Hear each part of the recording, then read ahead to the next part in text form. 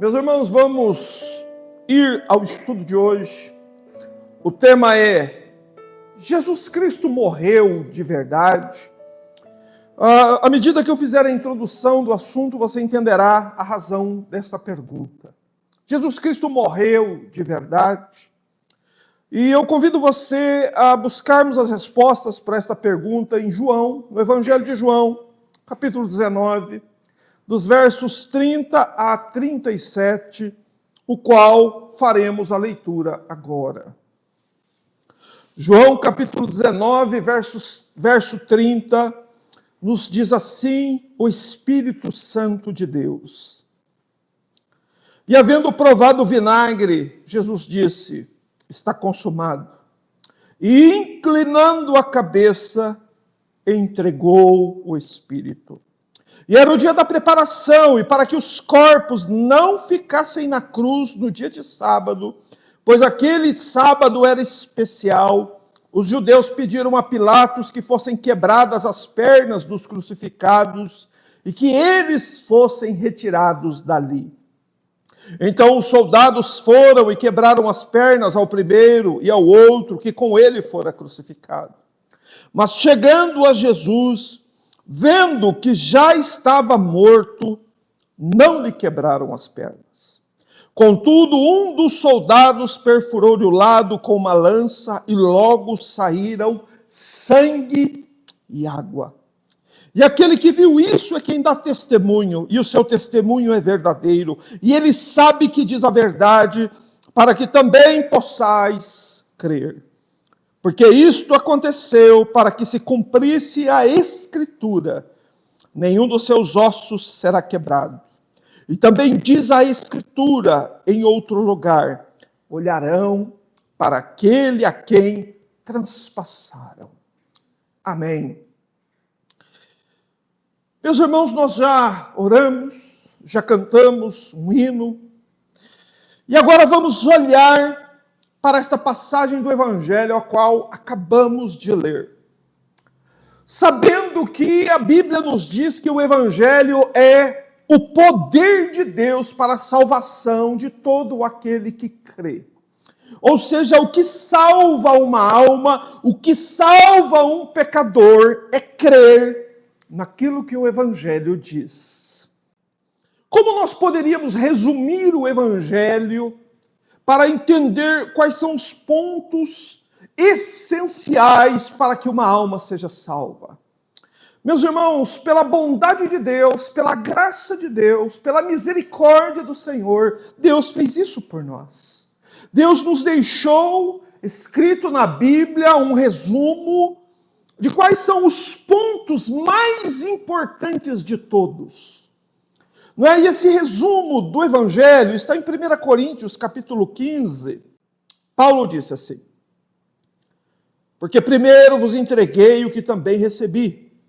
Cristo morreu pelos nossos pecados, segundo as Escrituras, e foi sepultado, e ressuscitou ao terceiro dia, segundo as Escrituras.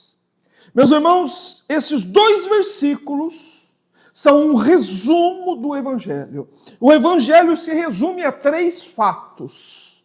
O primeiro fato é que Cristo morreu, e morreu por um motivo específico. Jesus não morreu porque estava impotente, Jesus não morreu por outra razão, ele não morreu por outro motivo, senão por causa dos nossos pecados. Isso que o Evangelho nos comunica. O segundo fato, ele foi sepultado.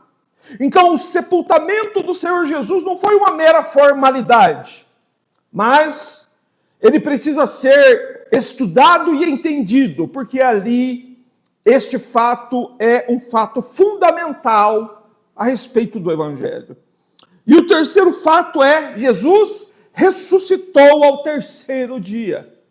Então, as Escrituras Sagradas nos dizem que a morte, o sepultamento e a ressurreição do Senhor Jesus são os 3 pontos fundamentais do Evangelho.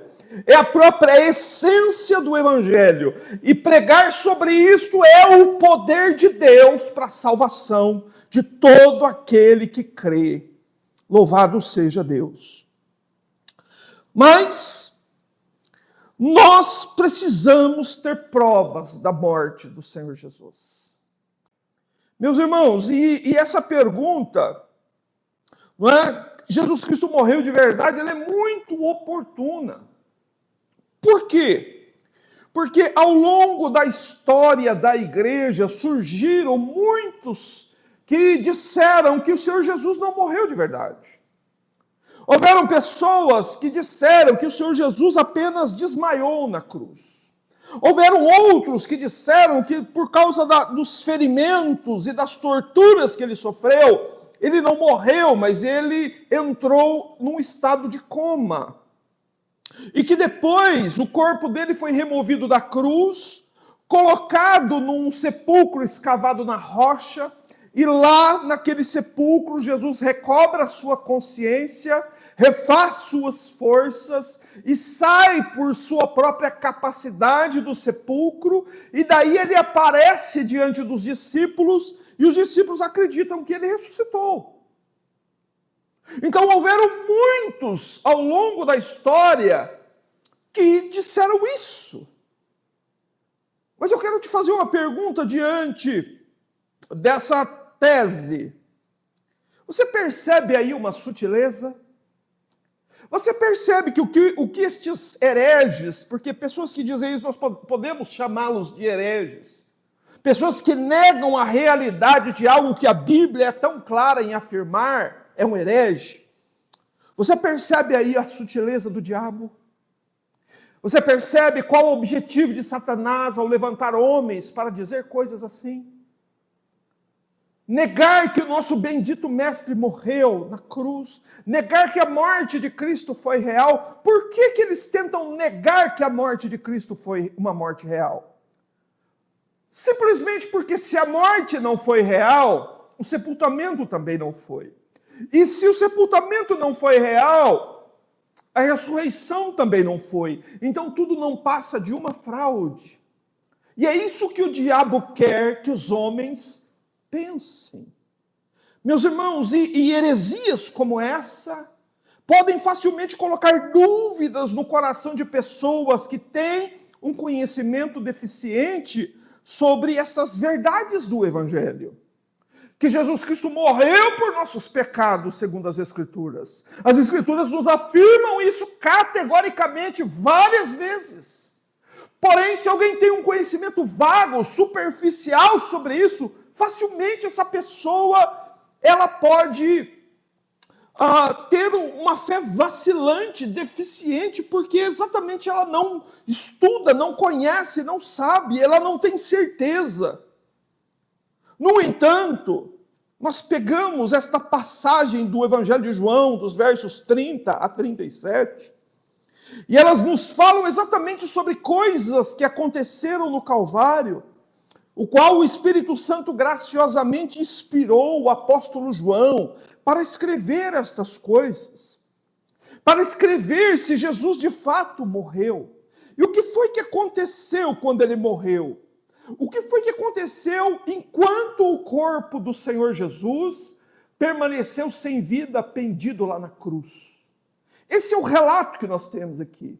E essas coisas foram escritas, meus irmãos, exatamente para responder à pergunta: Jesus Cristo morreu de verdade?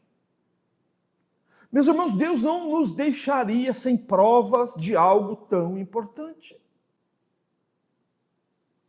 Então, vamos olhar se a morte do Senhor Jesus mesmo foi real. Vamos observar. Verso 30. Olhe para o verso 30. Diz assim: e havendo provado o vinagre, Jesus disse: está consumado. E inclinando a cabeça, entregou o Espírito. Aqui o apóstolo João, que estava presente lá no Gólgota, o verso 26 deste mesmo capítulo nos diz que ele estava ali ao lado de Maria. O apóstolo João nos registra o final das 6 intermináveis e indescritíveis horas de horror que o Senhor Jesus suportou naquela cruz. Aqui está o final das 6 horas, daquelas 6 horas de extrema agonia, que um segundo ali parecia 1 milhão de anos. Porque o horror, a agonia, a humilhação e o sofrimento que Cristo suportou ali são indescritíveis e impossíveis de serem calculados por parâmetros meramente humanos. Porque ele estava carregando sobre si os pecados de muitos, e além de todos os sofrimentos impostos pelos homens, nosso bendito Salvador suportou também a ira de Deus. E isso nós não sabemos, não podemos descrever enquanto estamos aqui neste mundo. Mas aqui está o final, a conclusão de tudo. João, inclusive, nos registra no verso 30 que o Senhor Jesus já havia provado o vinagre. Não sei se você se recorda deste fato, se você já estudou, o ano passado nós estudamos quase o ano inteiro sobre a cruz. O fato do Senhor Jesus ter tomado vinagre no final das 6 horas de crucificação tem um significado muito importante no que diz respeito à obra que Cristo realizou no Calvário. Quer dizer que Jesus, após todo o horror que ele suportou aquele dia, depois das 6 horas ainda de crucificação, no final, quase às 3 horas da tarde, o Senhor Jesus repassa com a sua mente todas as profecias do Antigo Testamento que falavam a respeito da sua morte. E ele se lembra que faltava cumprir uma profecia, que estava no Salmo 69, 21. E então o Senhor Jesus diz: eu tenho sede. Os soldados então vão a um vaso de vinagre que estava ali ao lado da cruz, colocam o vinagre numa esponja e colocam, né, sobre a próxima boca do Senhor, eles erguem até a boca do Senhor Jesus, e o Senhor Jesus então prova o vinagre, e a derradeira, a última profecia que faltava cumprir antes da sua morte, se cumpre quando ele prova o vinagre. Por isso ele diz: está consumado, quer dizer, está terminada a obra, está completa a obra, está concluída a obra, tudo já está feito, a dívida já está paga. O trabalho que eu recebi de meu Pai, a obra que eu desci do céu para realizar, está realizada. Louvado seja Deus, porque são sobre estas palavras, meus irmãos, que nossas almas serão preservadas para a eternidade. Mas ao dizer isso, a Bíblia ainda nos informa que Jesus, presta atenção, intencionalmente reclina sua cabeça sobre o peito. O que significa isso? Significa que durante todas as 6 horas de crucificação, a cabeça do Senhor Jesus não esteve reclinada. Isso significa que o Senhor Jesus não era um sofredor impotente lá na cruz. E esse ato de inclinar a cabeça foi um ato de reverência de Jesus perante Deus, o Pai, antes dele dar seu último suspiro e morrer. Meus irmãos, e este relato, este versículo 30, contém tantas coisas muito surpreendentes sobre Cristo. A que eu gosto muito de destacar é: ele não era um sofredor impotente. Ele tinha sua mente lúcida, clara e focada num objetivo: terminar a obra, concluir a obra. E foi isso que ele fez quando ele morreu. Apesar de todas as torturas e sofrimentos que ele suportou, ele, por ser homem Deus, conseguiu cumprir todo o propósito e desígnio do Pai. Meus irmãos, e aqui nós temos o registro bíblico do mais importante fato da história para mim, para você, para o céu, para a terra e para o inferno. Morreu na cruz o Filho de Deus, por causa de nossos pecados. Amados, essa pequena porção do Evangelho, este versículo 30, por si só, já é suficiente para fazer com que nós creiamos firmemente que a morte do Senhor Jesus Cristo foi real. Que Jesus Cristo morreu como morrem todos os demais homens. Que Jesus Cristo morreu, porém, nós devemos nos lembrar também que em seguida à sua morte, embora o evangelista João não registre isso, em consequência da morte do Senhor Jesus, eventos sobrenaturais acontecem. Por exemplo, o véu do santuário se rasga em dois no exato momento da morte do Senhor Jesus. Um terremoto estremeceu o mundo inteiro na hora em que o Senhor Jesus Cristo morreu. Rochas milenares se despedaçaram quando o Senhor Jesus Cristo morreu. Mortos ressuscitaram quando o Senhor Jesus Cristo morreu. E estes eventos foram tão aterrorizantes, tão extraordinários, que até mesmo os soldados romanos, encarregados da crucificação do Senhor Jesus, registra Mateus capítulo 27, verso 54, eles ficaram aterrorizados ao ver tudo o que aconteceu logo depois que Jesus Cristo morreu. E a Bíblia diz que isso extraiu daqueles homens malignos e violentos uma declaração. E a declaração é: verdadeiramente este era o Filho de Deus. Morreu na cruz, Filho de Deus.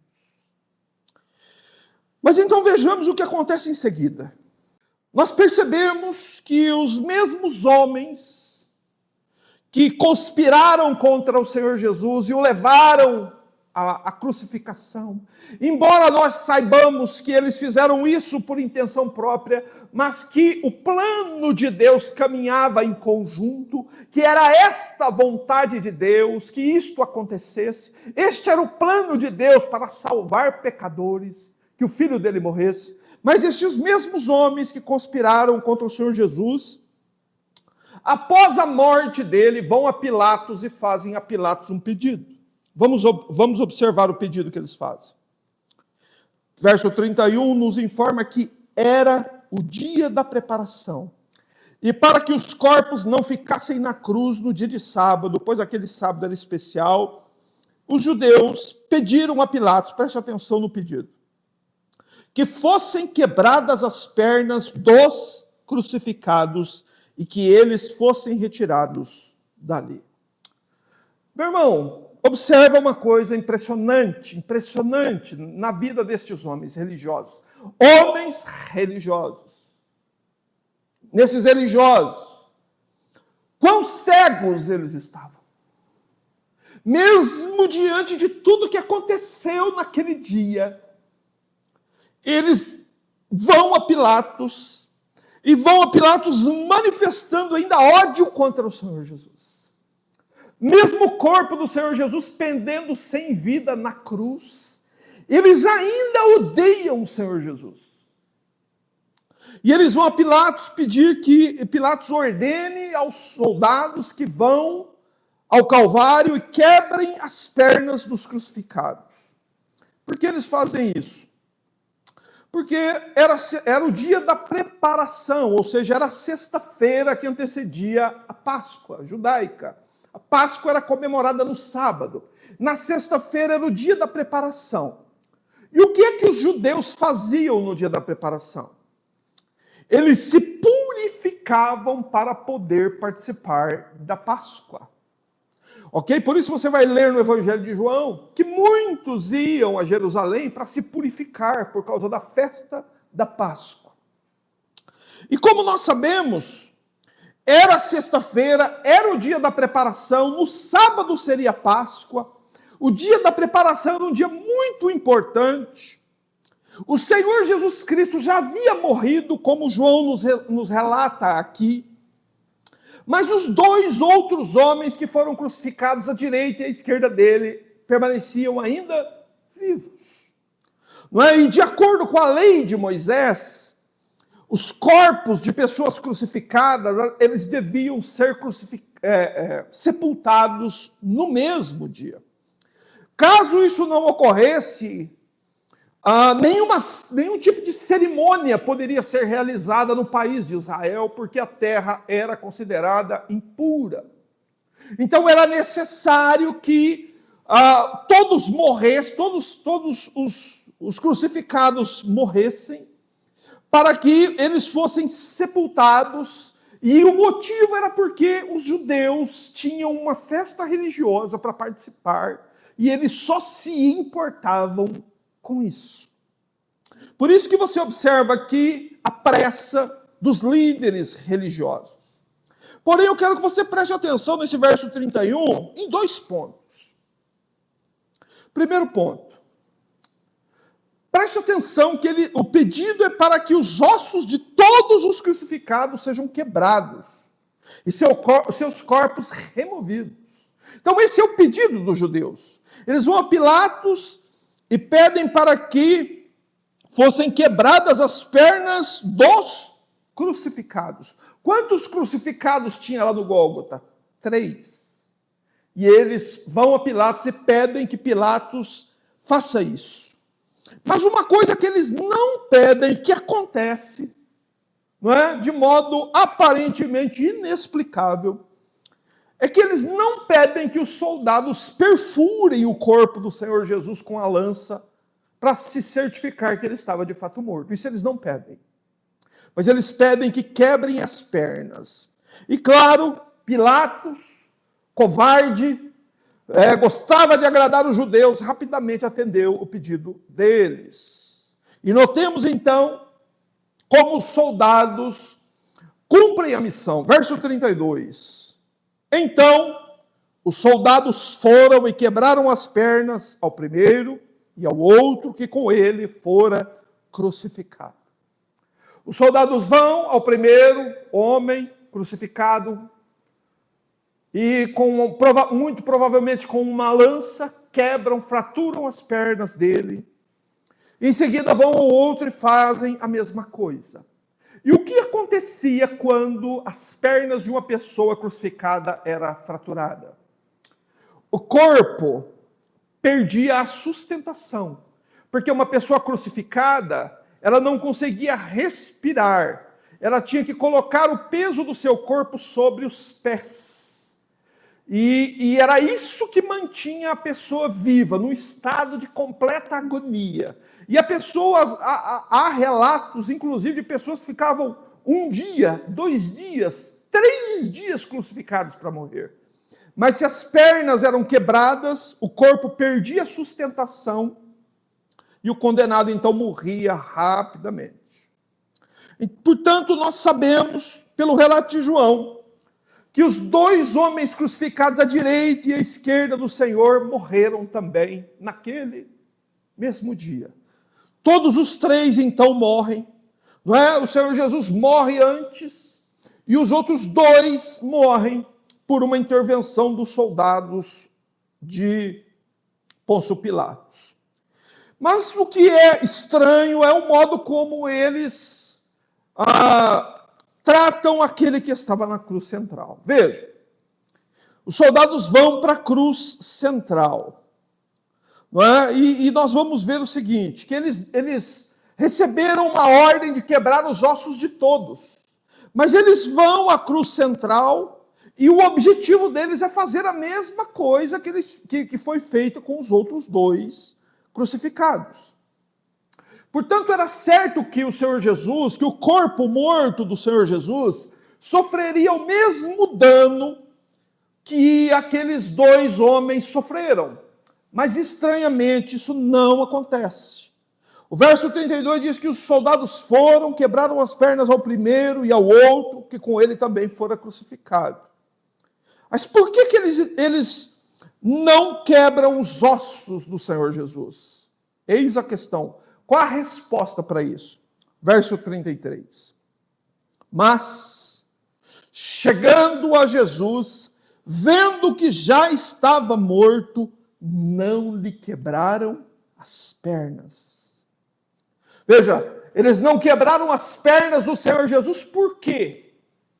porque eles visualmente constataram que o Senhor Jesus estava morto. Então aqui nós temos, mais uma vez, o Evangelho nos comunicando uma verdade fundamental, da qual depende a minha e a sua alma. O Senhor Jesus estava morto na cruz. Ele não estava desmaiado, ele não havia entrado em coma, ele estava de fato morto. Mas eu devo lembrar os irmãos que os soldados romanos, eles eram sempre muito obedientes às ordens dos seus comandantes, e eles sempre cumpriam rigorosamente as ordens. E a ordem era: vão e quebrem as pernas de todos. Mas quando eles chegam diante do Senhor Jesus, eles se recusam a fazer isso. Como se uma força, como se um poder, como se algo restringisse a ação deles, impedindo com que eles fizessem isso.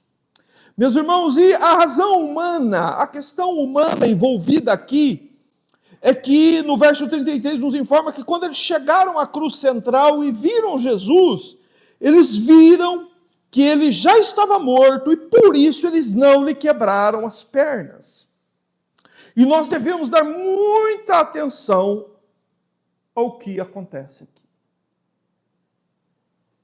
Porque aqui temos o testemunho de soldados romanos que atestaram que o Senhor Jesus não estava desmaiado, não havia sofrido um mal súbito, ele não havia perdido os sentidos, ele estava morto.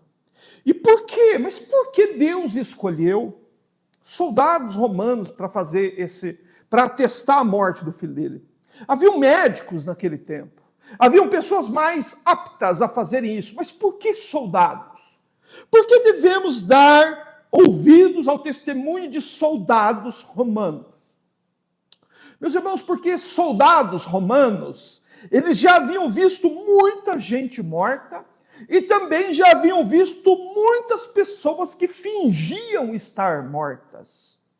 Porque depois de uma batalha, haviam pessoas que permaneciam feridas e eles tinham que identificar essas pessoas no meio daquela multidão de pessoas que ficavam mortas no campo de batalha e distinguir entre o vivo e o morto, e aquele que estava vivo eles tinham que matar.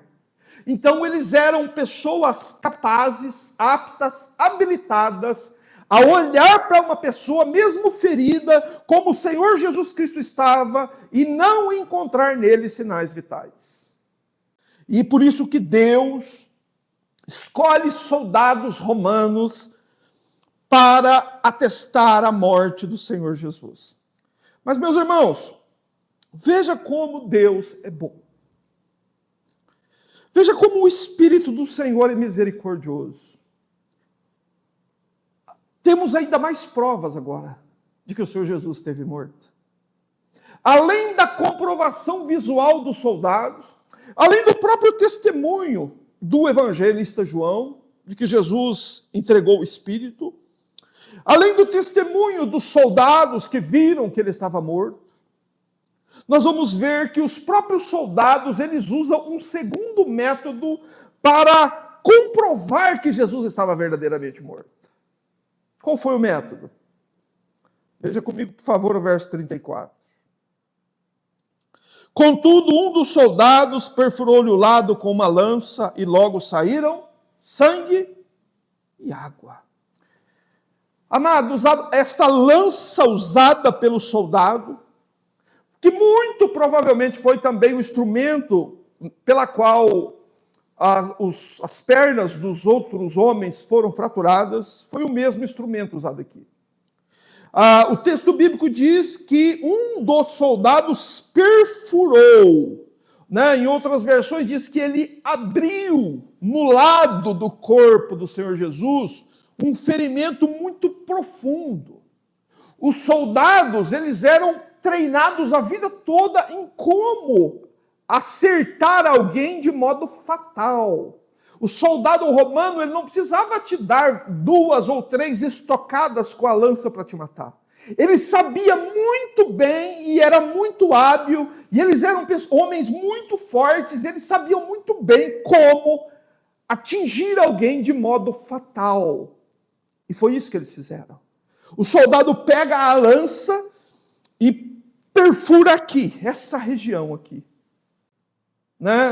Em grego aqui é chamado de pleura, mas a palavra pleura significa lado do corpo. Não nos especifica exatamente qual região, mas aqui deste lado do corpo, o Senhor Jesus, ou melhor, o corpo morto do Senhor Jesus, que pendia na cruz do Calvário, foi furado, foi causado neste corpo um ferimento profundo. Não é? E nos registra João que deste ferimento mortal causado pela lança, saiu uma grande quantidade de quê? Sangue e água. Meus irmãos, é claro, é evidente, é óbvio que aqueles que tentam negar a realidade da morte do Senhor Jesus têm uma estranha cegueira quanto a isso. É impressionante ver isso nas pessoas. O quanto as pessoas são dispostas a cegar a si mesmas para certas verdades. Elas não querem enxergar a verdade. Aqueles que negam que o Senhor Jesus Cristo esteve morto, se negam a olhar para textos assim, para passagens assim. Que um soldado perfurou-lhe o lado com uma lança, um soldado romano, usando uma lança romana, perfurou o corpo do Senhor Jesus, com a seguinte finalidade: o soldado queria atestar definitivamente que Jesus não estava desmaiado. Ele queria atestar que Jesus estava realmente morto. Não é porque se houvesse só um desmaio ou estivesse em coma, depois de um ferimento como esse, ninguém sobrevive. Ok? Então, tanto assim de uma lança, suponhamos, dentro do seu corpo, você não sobrevive. Então pense, a intenção do soldado era assegurar que eles cumpriram fielmente a ordem dada por Pôncio Pilatos. Essa era a intenção do soldado. Vocês estão me entendendo? E se eles não cumprissem a ordem como Pilatos ordenou? Soldados romanos pagavam com a vida. Se por acaso eles não cumprissem a ordem como foi dada, impreterivelmente como o comandante deles ordenou, eles seriam mortos. Eles seriam mortos. Por isso, eles usam uma lança, e qual o objetivo? Ter certeza de que o Senhor Jesus estava de fato morto. Não é? E não com o objetivo de que somente eles tivessem certeza. Mas nós podemos entender aqui que pela própria providência de Deus, esse fato também é para nos dar certeza de que aquele que estava na cruz central verdadeiramente estava morto. Ok? Entenderam? Vocês compreenderam até aqui? Meus irmãos, esse registro, esse verso 34, é uma passagem exposta na Bíblia, ordenada pelo próprio Deus, para que houvesse a respeito da morte de Cristo evidências certas. Para quê? Por qual finalidade? Para ajudar a nós. Porque se Jesus Cristo morreu por nossos pecados, e nós cremos nisso de todo o coração, isso significa que nós estamos perdoados, salvos. Agora, se o Senhor Jesus não morreu, como o próprio apóstolo Paulo diz, é vã a nossa esperança, é vã a nossa fé. Então você entende que é por causa disso que a Bíblia é tão enfática e existem provas tão irrefutáveis da morte do Senhor Jesus assim? Meus irmãos, mas e o fato, né, que ocorreu deste perfurar da lança? Por que João registra que logo que o Senhor Jesus, que o corpo morto do Senhor Jesus foi perfurado com a lança, logo saiu sangue e água? Meus irmãos, nós precisamos entender isso também. Porque estas coisas também são muito importantes. Tudo na cruz é muito importante. Mas antes de nós nos determos a essa questão do sangue e água, vamos entender o verso 35, que nos dá o motivo pela qual essas coisas foram escritas. Veja o que está escrito. E aquele que viu isso é quem dá testemunho, e o seu testemunho é verdadeiro, e ele sabe que diz a verdade, para que também possais crer. Meus irmãos, estas coisas não foram escritas para satisfazer a nossa curiosidade. Essas coisas foram escritas para produzir fé no nosso coração, para nos dar segurança na vida, na morte e na eternidade. Para nos dar segurança, essas coisas foram escritas. Por isso, meus irmãos, que o apóstolo João, que foi o próprio escritor deste evangelho, foi testemunha ocular desses fatos. O apóstolo João estava lá no Calvário, estava lá no Gólgota. O verso 26 aqui do mesmo capítulo diz que vendo ali sua mãe e ao lado dela o discípulo a quem ele amava. O discípulo a quem ele amava é João. João foi quem viu isso. É isso que ele está dizendo no verso 35. E aquele que viu isso é quem dá testemunho. É o testemunho de um apóstolo de Cristo. E o seu testemunho, ele é verdadeiro. E ele sabe que diz a verdade para que também possais crer. Ou seja, essas palavras estão escritas aqui para que as gerações futuras de cristãos pudessem crer na morte do Senhor Jesus, assim como o próprio João viu e creu. Porém, João fez isso de modo visual e com a finalidade de deixar isto escrito por uma testemunha ocular. João, o evangelista, escritor de 5 livros da Bíblia, viu, testemunhou, e o registro do que ele viu está na Bíblia. Meus irmãos, e nós também podemos ver. Eis a grande maravilha do evangelho, meus irmãos. Nós também podemos ver o que João viu, mas como é que fazemos isso? Com os olhos da fé. Olhando para o Calvário na nossa mente, no nosso coração, vendo o corpo do Senhor Jesus ali massacrado, atravessado por pregos, sua cabeça pendida sobre o seu peito, seu corpo sem vida, pendendo na cruz, por causa dos nossos pecados. Essa é a verdade suprema. Mas restam ainda 2 fatos para nós estudarmos. Quais são? A questão dos ossos intactos e a questão do lado perfurado.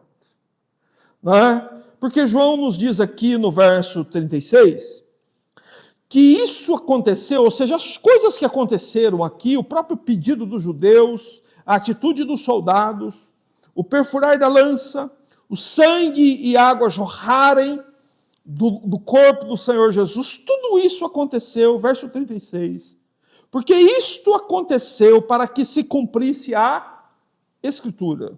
Nenhum dos seus ossos será quebrado, e também diz a Escritura em outro lugar, olharão para aquele a quem transpassaram. Porque isso aconteceu para que se cumprisse a Escritura. O que João está dizendo? Meus irmãos, que cada detalhe da crucificação, cada detalhe a respeito da morte, tudo o que aconteceu com o Senhor Jesus, enquanto ele estava vivo lá na cruz, ou depois da sua própria morte, tudo o que aconteceu também a respeito da sua ressurreição, tudo estava minuciosamente profetizado nos profetas. É isso que João está dizendo. Que os ossos do Senhor Jesus foram preservados, porque assim estava profetizado na Bíblia. O corpo do Senhor Jesus foi transpassado por uma lança, porque estava profetizado que isso iria acontecer. Ou seja, nenhum detalhe da cruz, nenhum detalhe do que aconteceu durante a vida, a morte e a ressurreição do Senhor Jesus aconteceu como acaso. Mas tudo já estava escrito antecipadamente para que nós creiamos que aqui o que nós temos diante de nós é o plano eterno de Deus para a nossa salvação. É para que creiamos nisso. Isso está escrito por esta finalidade, para que nós vejamos o plano salvador de Deus em execução. Isso aconteceu para que se cumprisse as Escrituras. Quais partes da Escritura João se refere? Respeito dos ossos intactos do Senhor Jesus que não foram quebrados, refere-se a Êxodo 12, 46. Depois nós vamos projetar o texto. E o caso da lança, do corpo perfurado com a lança, João está se referindo a Zacarias 12, 10. Ou seja, haviam profecias que diziam que isso iria acontecer. E essa profecia sobre os ossos que não podiam ser quebrados dizia a respeito também à Páscoa, certo? Não é? A Escritura estabelecia expressamente, Deus ordenou expressamente ao povo judeu que nenhum dos ossos do cordeiro da Páscoa deveriam ser quebrados, não podia ser quebrados. Por que não? Porque Deus deu esta ordem. Meus irmãos, nós sabemos que o nosso Deus não é Deus de caprichos. Ele é Deus de propósitos. Tudo que Ele ordena tem um propósito. Tudo que Ele fala tem propósito. Mas por que os ossos do cordeiro da Páscoa não podiam ser quebrados? Deus estava impondo à nação de Israel um limite sobre o que eles poderiam fazer com o cordeiro da Páscoa. Eles podiam pegar o cordeiro, eles podiam matar o cordeiro, eles podiam assar a carne do cordeiro no fogo, podiam comer a carne do cordeiro, mas eles não podiam quebrar os ossos dele. Meus irmãos, e por quê? Porque esta profecia sobre a Páscoa se cumpre no Calvário. Com Cristo aconteceu o mesmo. Os homens puderam prendê-lo, os homens puderam julgá-lo, os homens puderam insultá-lo, os homens puderam cuspir no rosto dele, puderam dar socos e bofetadas no rosto santo do Senhor, puderam chicoteá-lo, coroá-lo com uma coroa de espinho, bater no seu rosto com bastão, puderam arrancar as suas roupas, puderam pregá-lo numa cruz, puderam matá-lo de certo modo. Mas não puderam quebrar seus ossos. E o motivo é porque Cristo é o nosso Cordeiro Pascal. Jesus Cristo é a nossa Páscoa, como o apóstolo Paulo disse em 1 Coríntios 5, 7. Deus impôs limites sobre aquilo que os homens poderiam fazer com o Senhor Jesus. Por isso, um poder restringe a ação dos soldados. É por causa disso. Jesus é o nosso Cordeiro da Páscoa. Você é um cristão de verdade? Não participe desta Páscoa profana de coelho e chocolate. Se separe, seja santo. Você é cristão de verdade? Não participe desta Páscoa judaica. Nenhuma nem outra coisa nós participamos. Nossa Páscoa é Jesus. Meus irmãos, é assim, para que nós entendamos que Jesus é a nossa Páscoa. Por isso os ossos dele não foram quebrados. Mas há ainda uma segunda profecia que temos que entender. Por que o corpo de nosso bendito Senhor teve que ser transpassado por uma lança?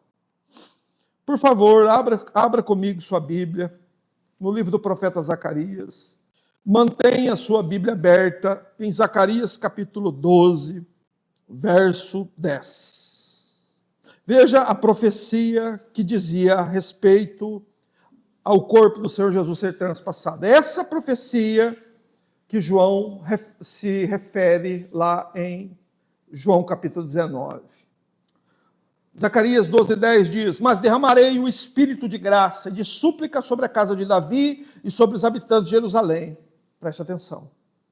Eles olharão para aquele a quem transpassaram e o prantearão como quem pranteia por um filho único e chorarão amargamente por ele, como se chora por um primogênito. Meus irmãos, estava profetizado muitos séculos antes que o Messias teria seu corpo transpassado ou perfurado, né? E que as pessoas olhariam, veriam ele transpassado. Amados, os judeus que estavam ali naquela crucificação, todos conheciam muito bem essas profecias, porque todos aguardavam ardentemente a chegada do Messias. Mas nós podemos perceber isso, quão cegos eles estavam. Meus irmãos, e é algo que você deve orar a Deus, porque é algo muito comum entre os homens, é uma estranha cegueira a respeito de realidades tão importantes. A coisa mais importante do mundo estava acontecendo ali diante dos olhos deles e eles não estavam percebendo. Seja sábio, peça a Deus, se há algum tipo de cegueira, se você não consegue perceber, ter discernimento, ore a Deus e suplique enquanto é tempo, porque aqueles judeus conheciam esta profecia, mas eles estavam cegos. E sem perceber, os próprios líderes religiosos que estudavam continuamente estas profecias vão a Pilatos e provocam, através de um pedido, o cumprimento dessa profecia. Você entende? Que os judeus, sem perceber, fizeram aquilo que era o plano de Deus, que estava profetizado, que como se uma força invisível os conduzisse a fazer isso. Os soldados da mesma forma. Os soldados romanos eram ignorantes quanto às questões da lei de Deus, eles não se importavam com as questões relativas à Bíblia. Mas eles também fizeram exatamente o que deveriam ter feito segundo o plano de Deus. Porque os judeus fizeram um pedido, mas foram eles que executaram o pedido. E tudo convergia para algo muito importante, o qual a Bíblia nos faz olhar agora. Meus irmãos, e foi assim. Porque no céu está sentado o soberano, o único, todo-poderoso Deus. E ele está sempre atento para fazer cumprir fielmente sua palavra. Por isso mesmo, quando o Senhor Jesus já estava morto e o corpo dele sem vida, Deus, em sua providência, continuou cumprindo as profecias pertinentes ao seu filho. Mas se você for comigo aqui, na mesma página da sua Bíblia, muito provavelmente, no capítulo 13, verso 1, você vai ver o seguinte. Está escrito assim: naquele dia haverá uma fonte aberta para a casa de Davi e os habitantes de Jerusalém para remover o pecado e a impureza. Ou para remover o pecado e a imundícia. Ou seja, aqui, essa profecia, capítulo 13, verso 1, diz respeito ao Calvário. Essa profecia diz respeito à lança que perfurou o Senhor Jesus aqui. Essa profecia. Só que para que você entenda o que está escrito aqui, eu preciso rapidamente, farei isso rapidinho, fazer com que, para que você entenda o que quer dizer uma fonte aberta para remover o pecado e a impureza, e que conexão tem isso com a água e o sangue que saiu do corpo do Senhor Jesus crucificado. Nós precisamos relembrar 2 pontos sobre os sacrifícios do Antigo Testamento. Como é que eles eram realizados? Nos sacrifícios do Antigo Testamento, sangue e água estavam sempre presentes. Em todos os sacrifícios. De que forma? Antes de realizar um sacrifício, tanto o sacerdote que iria oferecer o sacrifício, quanto a vítima que seria sacrificada, ambos precisavam ser lavados com água. Então presta atenção. Lembra que do corpo do Senhor Jesus saiu sangue e água? Nos sacrifícios do Antigo Testamento, a água precedia o sacrifício. Você entende? Água para os judeus simboliza purificação. Então o sacerdote tomar banho e a vítima inocente que iria morrer, mesmo sendo um animal perfeito, precisava também ser lavado com água. Somente depois que a água era derramada sobre o sacerdote, sobre a vítima, então a vítima era colocada sobre o altar e era imolada, ou era sacrificada. E o sangue provido pelo sacrifício do animal trazia expiação, trazia perdão de pecados. Ok? Certo? Mas no Calvário, nós vamos observar um detalhe importantíssimo. Que essa ordem foi invertida. Você vai ver que do corpo do Senhor Jesus sai primeiro o sangue e depois a água. E eu vou te explicar por quê. Porque no Calvário, a morte de Cristo, o sacrifício que ele ofereceu no Calvário, foi um sacrifício expiatório. Que significa que ele não morreu por causa de alguma necessidade dele ou por algum pecado dele. Pelo contrário, ele foi perfeito, ele é impecável. Impecável quer dizer, nunca pecou. Impecável foi a vida do Senhor Jesus. Em todos os sentidos, palavras, pensamentos e obras. Em tudo ele foi impecável. O Senhor Jesus foi à cruz sem pecado, para oferecer um sacrifício expiatório pelos pecados de outros. Está entendendo? Essa é a essência do Evangelho. Você se lembra o que Paulo disse? Cristo morreu pelos nossos pecados segundo as Escrituras. Portanto, no Calvário, o Senhor Jesus era tanto a vítima quanto o sacerdote. Você entende? A cruz era o altar. Jesus Cristo lá era tanto o sacerdote quanto a vítima. Ele ofereceu a si mesmo, sacerdote. Ele morreu, ele a vítima. Ele era tudo no que diz respeito ao sacrifício. Por isso que no Calvário a ordem foi inversa. O que aconteceu lá no Calvário? Para nós entendermos, diz assim: contudo, um dos soldados perfurou o lado com uma lança e logo saíram sangue e água. No Antigo Testamento era água e sangue. Na cruz foi sangue e água. A ordem foi inversa. E aconteceu assim de modo invertido. Por quê? Porque o sacerdote que ofereceu esse sacrifício é santo. Ele não precisava lavar a si mesmo para sacrificar. Ele não precisava ser purificado. Por isso que quem precisa de purificação não é ele, meu irmão. Quem precisa de purificação somos nós. Não é? Só que nós vamos um pouco mais fundo. Que fonte é essa e como é que você acessa essa fonte? Essa fonte de sangue e de água. Meus irmãos, essa fonte foi aberta contra o pecado e contra a imundícia.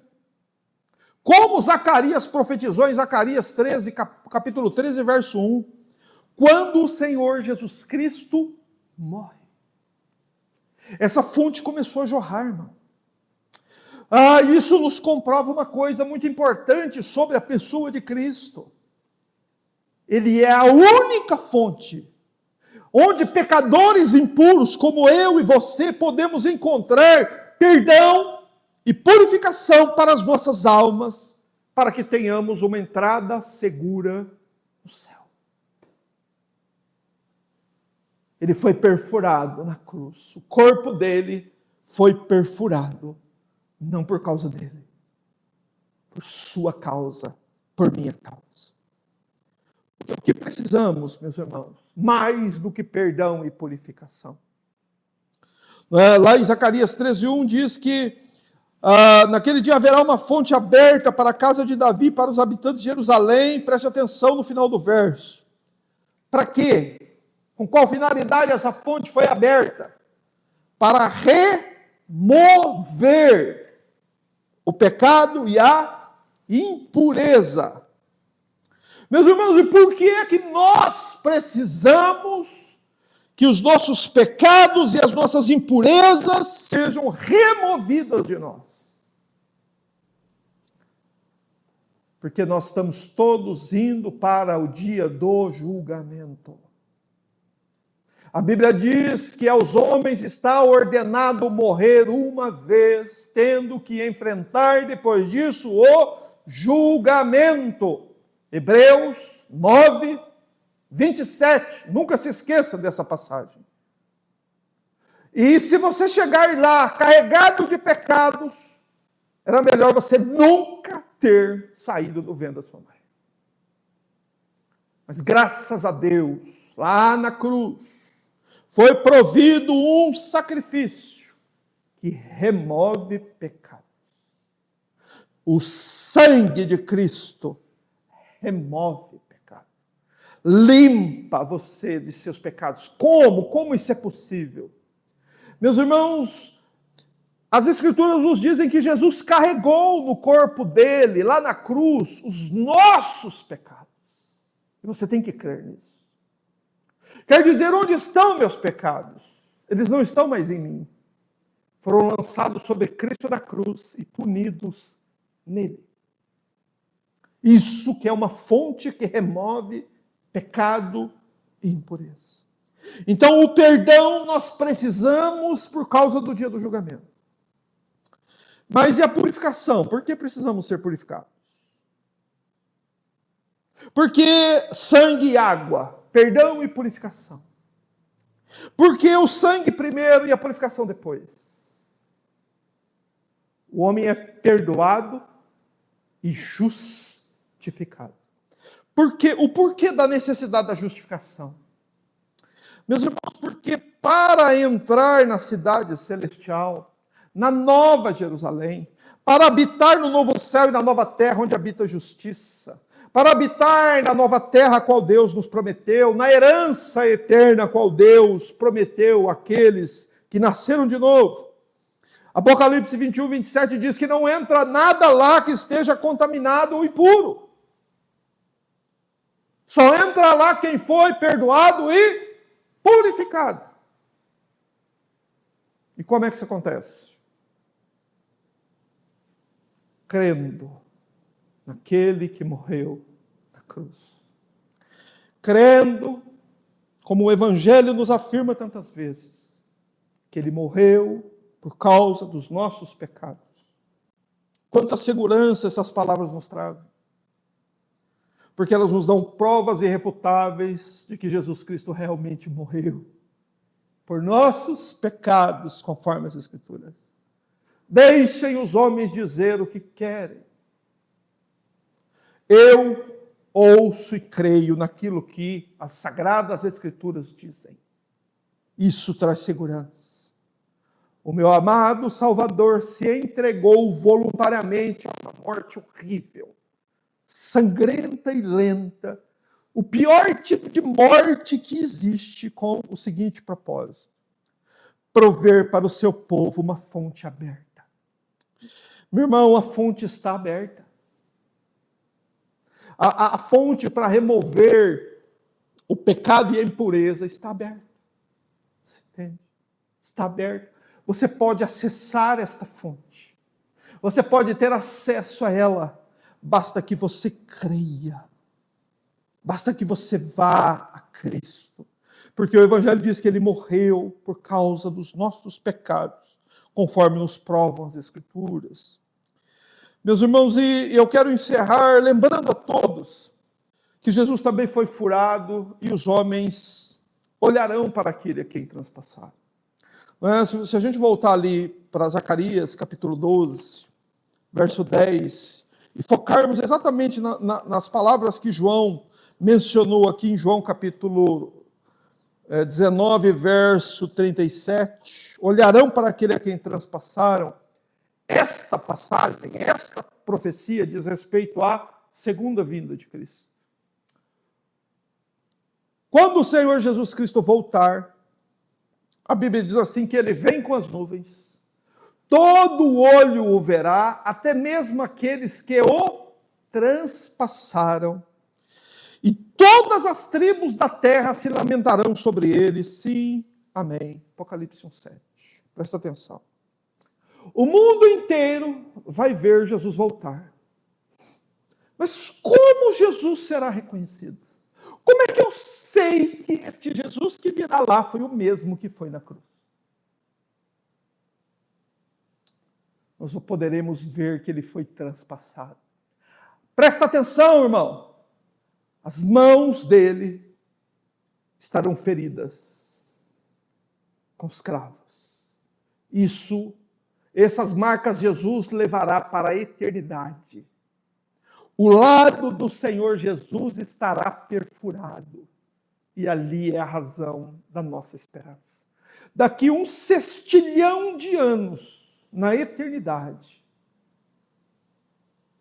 olharemos para o Senhor Jesus e nos lembraremos: eu só cheguei aqui, eu só estou aqui, porque Ele foi à cruz e morreu por meus pecados. Oh, meu irmão, que esta pregação seja a pregação da salvação de algum pecador em algum lugar deste mundo. Que você, se você é salvo, se você já tem acesso a essa fonte, adore ao Senhor, viva a sua vida para Cristo. Se você não é salvo, saiba de uma coisa: a fonte está aberta. E você pode ir a ela agora por meio da fé. Feche seus olhos. Vamos orar. Ó Senhor Jesus Cristo, Filho do Deus Altíssimo, Tu, ó Senhor, que morreu naquela cruz, fostes humilhado, zombado e escarnecido, e agonizou, Senhor, por 6 horas naquela cruz. Mas nós confiamos, ó Senhor, em Teu sacrifício. Sabemos, Senhor, que Tu és Deus, que se fez carne e padeceu na cruz por nossa causa. Não por outro motivo, Senhor, mas por causa dos nossos pecados. Toda glória ao Teu nome, ó Jesus, filho de Davi, ó Senhor Jesus, o Nazareno.